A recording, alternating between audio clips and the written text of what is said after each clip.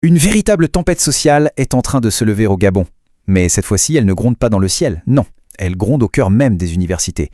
Et elle menace de paralyser l'avenir de toute une génération d'étudiants. Et attention, ces mots ne sont pas pris à la légère. Ils viennent directement du docteur Jean-Mariol Kombila-Yébé, le porte-parole du mouvement de contestation. On ne parle pas ici d'une simple menace en l'air.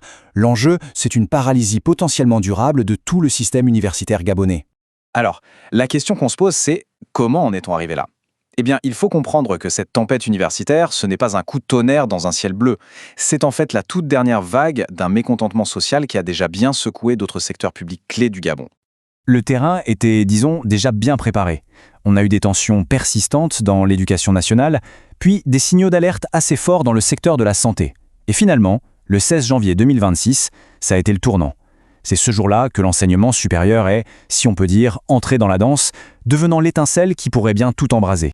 Mais alors, qui sont les acteurs de cette fronde? C'est une question vraiment importante parce que la forme que prend cette mobilisation est en soi plutôt inédite. Au cœur de toute cette agitation, on trouve un nom, le mouvement Intelligentsia. Et attention, ce n'est pas un syndicat comme les autres. Non, c'est un collectif tout neuf qui a pris la décision d'agir complètement en marge des structures syndicales habituelles. Et ça change vraiment la donne. Mais pourquoi créer un nouveau mouvement? La raison est simple en fait. Pour les membres d'Intelligentsia, les syndicats traditionnels ont été, je cite, inefficaces et silencieux face à la dégradation de leurs conditions. Alors face à ce qu'ils considèrent comme un vide, ils ont décidé de créer leur propre force de frappe pour enfin se faire entendre. Et il faut bien voir que l'ampleur du mouvement est nationale. On ne parle pas juste d'une petite grogne isolée sur un campus. Des plus grandes universités comme l'université Omar Bongo, aux instituts de recherche stratégique, bref, les poids lourds du système sont tous concernés. C'est un front uni qui est en train de se dresser. Bon, maintenant qu'on a posé le décor, rentrons dans le vif du sujet. Concrètement, qu'est-ce qui alimente toute cette colère? Quelles sont les revendications qui poussent ces enseignants au point de rupture? En fait, le problème a deux visages. D'un côté, on a une carrière qui semble au point mort. Des situations administratives qui n'en finissent pas, des titularisations qui traînent, des avancements bloqués. Et de l'autre, eh bien, ce sont des conditions de travail au quotidien qui sont jugées indignes.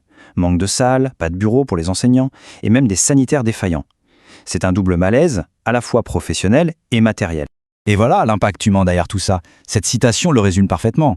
Il ne s'agit pas juste de problèmes administratifs ou logistiques. Non, là on touche à la motivation, à la dignité et à l'avenir professionnel de centaines de personnes.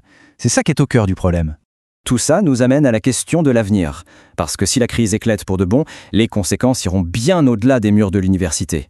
C'est vraiment le futur du pays qui est en jeu. La question devient donc inévitable. Imaginons le scénario, la grève est réellement déclenchée. Concrètement, qu'est-ce qui se passe? L'effet domino serait tout simplement dévastateur. D'abord, arrêt total des cours et des activités, ce qui mène logiquement à la paralysie complète du système universitaire. L'année académique elle-même serait donc en grand danger. Et au bout de la chaîne, les premières victimes, ce seraient les étudiants, bien sûr, et tout l'avenir de la recherche nationale. Et l'ultimatum est on ne plus clair. Le mouvement Intelligentsia a été très ferme là-dessus.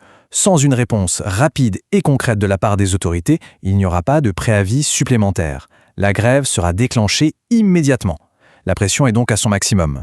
Le Gabon se trouve donc à un véritable carrefour. Est-ce qu'une réponse rapide des autorités peut encore désamorcer la bombe, ou est-ce qu'on assiste en direct aux prémices d'une année blanche pour l'enseignement supérieur du pays?